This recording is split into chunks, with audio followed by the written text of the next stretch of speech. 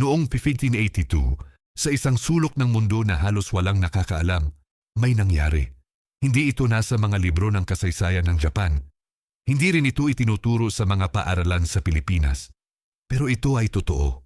Isang grupo ng mga mandirigma mula sa Cagayan, isang lugar na marami ngayon ay kilala lang bilang probinsya sa Hilagang Luzon, ay humarap sa mga taong sinanay mula pagkabata upang pumatay. Mga taong may hawak na katana. Mga taong tinakot ang buong kontinente ng Asya sa loob ng 100 taon. At ang mga Pilipino? Nanalo sila. Pero paano? Bakit? At bakit halos walang nakakaalam? Handa ka na bang matuklasan ang isa sa mga pinakasikreto at pinakaepikong labanan sa kasaysayan ng Pilipinas? Sapagkat ang nangyari sa Cagayan noong 1582 ay hindi lang isang digmaan. Ito ay isang pahayag, isang patunay, na bago pa man dumating ang mga Espanyol, at kahit noong panahon nila, ang mga Pilipino ay hindi mga taong madaling yurakan.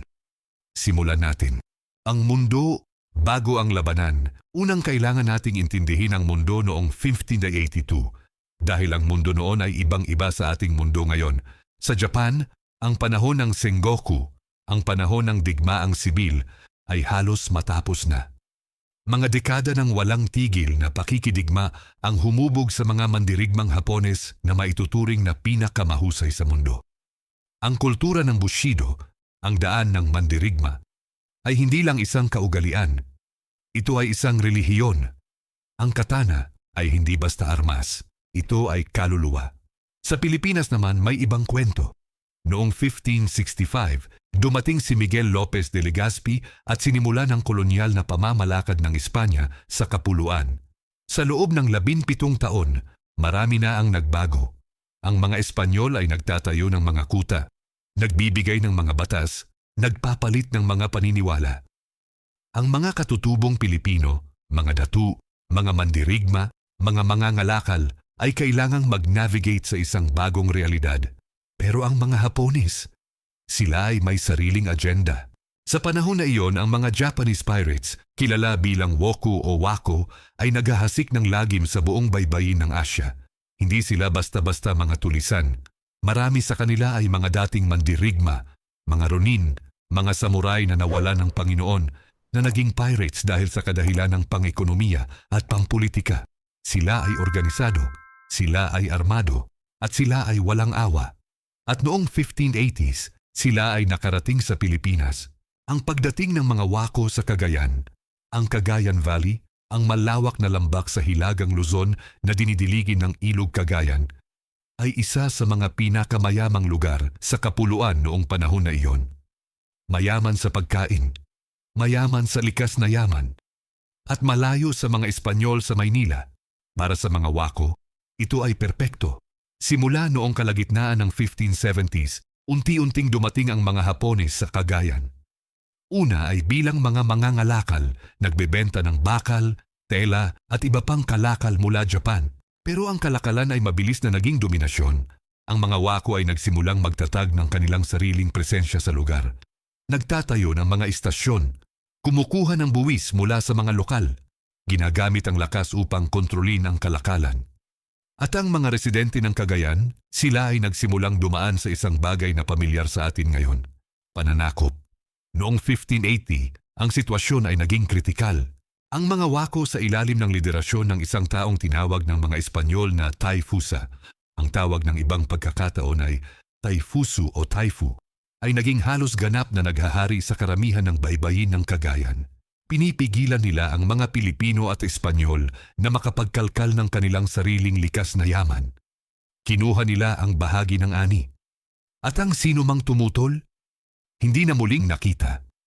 Ang mga Espanyol sa Maynila ay nalaman ang nangyayari. At hindi sila maaaring hayaan ito. Dahil para sa kanila ang Cagayan ay hindi lang isang probinsya, ito ay isang mahalagang bahagi ng kanilang kolonyalismo. At kung maaari itong makuha ng mga Hapones, mga taong hindi sumusunod sa autoridad ng Espanya, ito ay isang malaking banta. Kaya naman noong 1582, nagpadala ang Gobernador General ng Pilipinas ng isang ekspedisyon patungong Cagayan, si Juan Pablo de Carrion at ang misyon ng Espanya. Ang pinuno ng ekspedisyon ay si Juan Pablo de Carrion, isang kapitan ng hukbong Espanyol na may karanasan sa pakikidigma sa iba't ibang bahagi ng mundo. Pero heto ang bagay na hindi lagi nating naiisip tungkol sa mga ekspedisyong Espanyol sa Pilipinas noong panahon na iyon. Hindi sila binubuo ng mga Espanyol lamang. Ang karamihan ng mga sundalong lumalaban para sa Espanya sa Pilipinas ay mga Pilipino. Mga katutubo na nagtanggol ng kanilang mga komunidad na lumaban para sa kanilang mga pamilya, na ginamit ang kanilang sariling kaalaman sa kagubatan, ilog at dagat upang makipagdigma. Sa ekspedisyon patungong Cagayan, si Carrion ay may ilang dosenang Espanyol kasama ang daan-daang mga Pilipinong kawal. At kasama rin niya ang ilang lokal na mandirigma mula sa Cagayan mismo. Mga taong kilala ang lugar na iyon tulad ng kanilang sariling palad. Mga taong mayroon ng dahilan upang labanan ang mga wako. Nung dumating sila sa baybayin ng Cagayan, ang nakita nila ay nagpahintulot na mas mabigat kaysa sa inaasahan. Ang mga wako ay hindi lang ilang daan. Sila ay libo-libo, armado ng katana, spears at mga armas na galing Japan at China. May dalawang malaking barko, ang mga junks, na puno ng karagdagang mandirigma at armas. At si Taifusa? Siya ay isang general na may karanasan sa mga labanan ng Japan. Ang kaibahan ng puwersa ay napakalaki. Pero si Carrion ay hindi umurong. Ang unang labanan, sa dagat. Ang unang bahagi ng Battle of Cagayan ay nangyari sa dagat. Ang mga wako ay may mas malalaking barko, mas mabigat, mas armado, mas maraming tao. Ang mga Espanyol at Pilipino ay may mas maliliit na barko pero mas mabilis at mas madaling kontrolin sa mababaw na tubig ng Cagayan. Ito ang unang aral na ibinibigay sa atin ng Battle of Cagayan. Ang labanan ay hindi laging napapanalunan ng pinakamalaki o pinakamarami. Sa una, ang mga wako ay nagpahintulot ng isang maling pakiramdam ng seguridad. Sila ay nag-deploy ng kanilang mga junks upang hadangan ang pagpasok ng mga Espanyol sa ilog. Ito ay isang klasikong taktika ng naval warfare.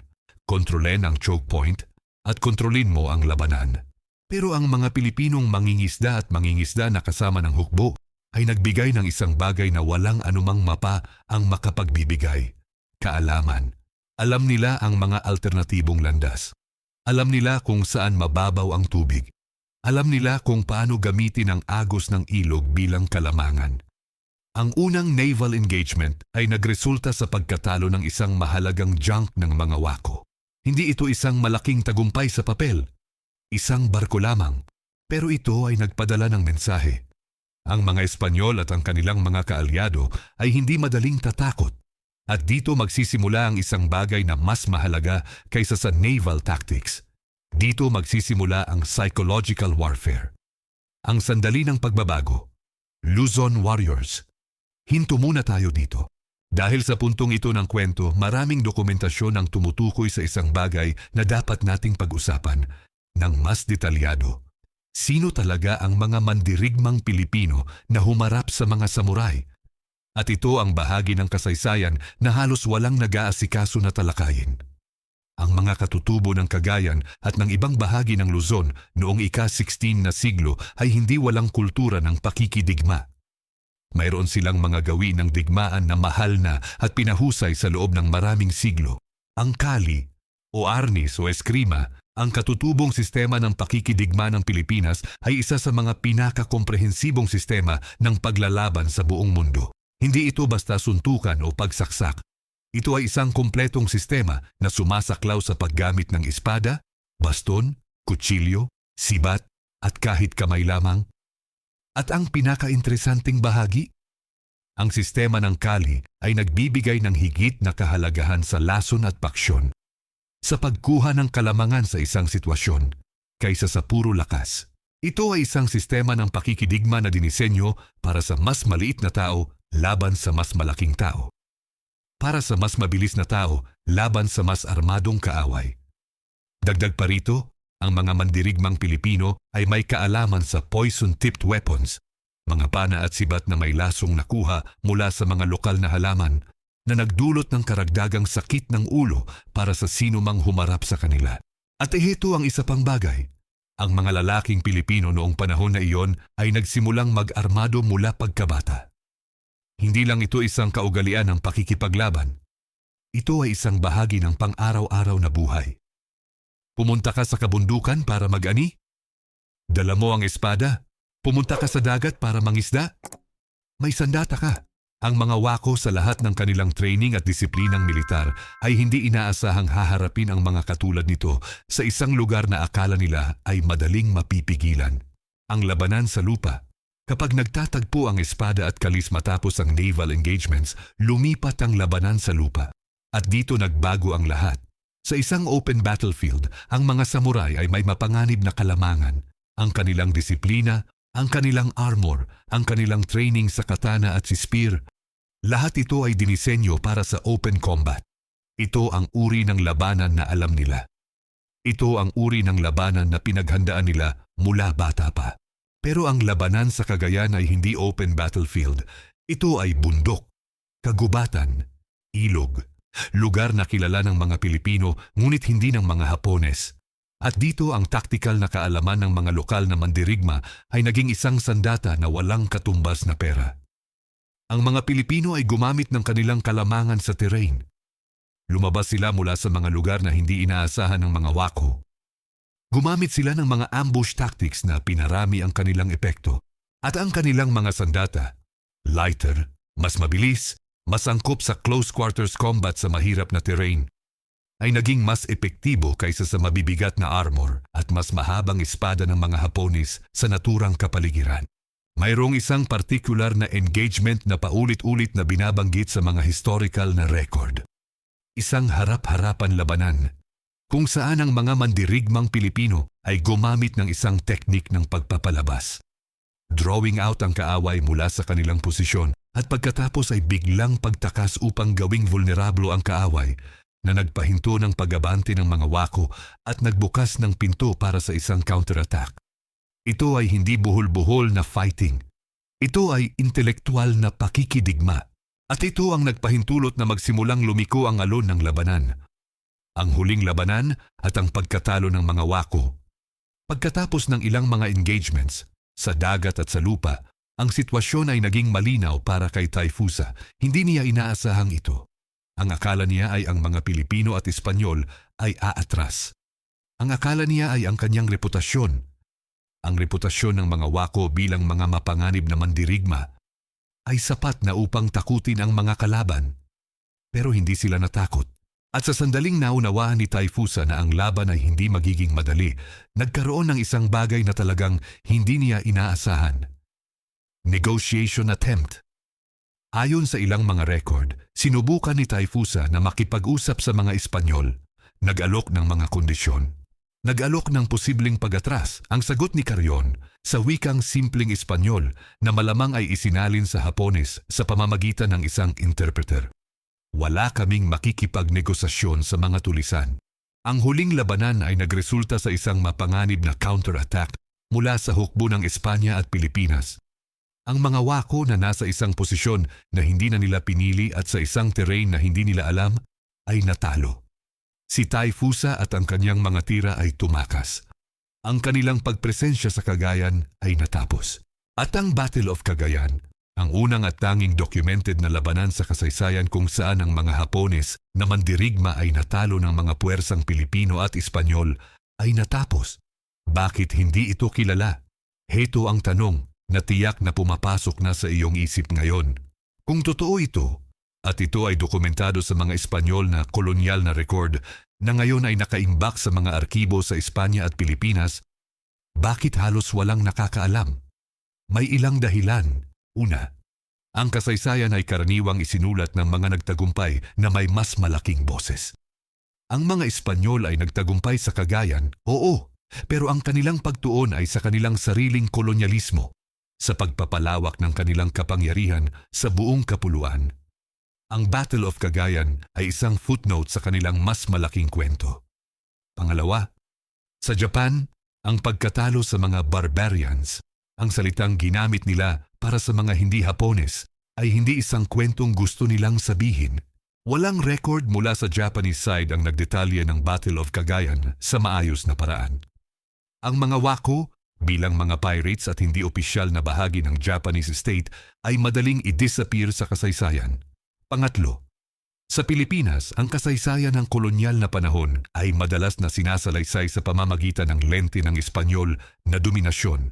Ang mga Pilipino ay palaging kaalyado o lokal na mandirigma, hindi kailanman ang panghunahing bayani. Pero ang totoo ay ito, kung wala ang mga mandirigmang Pilipino na kilala ang terrain ng Cagayan, na ginamit ang kanilang sariling mga taktika at kaalaman, at na lumaban ng buong tapang, ang Battle of Cagayan ay malamang na magkakaroon ng ibang resulta. Ngayon, kung nagtataka ka kung may iba pang mga kwentong ganito ang nakatago sa kasaysayan ng Pilipinas, mga kwento ng tapang, ng katalinuhan, ng dignidad na hindi itinuturo sa mga paaralan, mag-subscribe ka na sa channel na ito. Dahil iyon mismo ang ginagawa namin dito. Binubuksan namin ang mga pinto ng kasaysayan na matagal nang sarado. At marami pa kaming dadating. Pindutin na ang subscribe at ang bell para hindi ka mapalampas. Ang mas malalim na kahulugan. Ano ang sinasabi nito sa atin tungkol sa mga Pilipino? Pero huwag nating tapusin ang kwentong ito sa isang simpleng nanalo ang Pilipinas. Dahil ang Battle of Cagayan ay nagsasabi sa atin ng isang bagay na mas malalim kaysa sa isang resulta ng labanan. Noong 1582, ang mundo ay naniniwala na ang mga samurai ay hindi matatalo ng mga di-Asyang mandirigma. Ang reputasyon ng mga wako sa buong baybayin ng Asya ay isa sa mga pinakamapanganib na grupo ng mandirigma sa panahon na iyon. Nanakawan nila ang mga coastal town ng China, Korea at iba pang bahagi ng Southeast Asia. Walang nagtagumpay na supilin sila sa loob ng mahabang panahon, hanggang sa Cagayan. At ang nagpanalo sa labanan na iyon ay hindi lang ang mga sandata o ang bilang ng mga kawal. Ang nagpanalo ay kaalaman. Ang malalim na kaalaman ng mga Pilipino sa kanilang sariling lupain, sa kanilang sariling paraan ng pakikipaglaban, sa kanilang sariling lakas. Ito ang isang aral na may kahalagahan pa rin ngayon.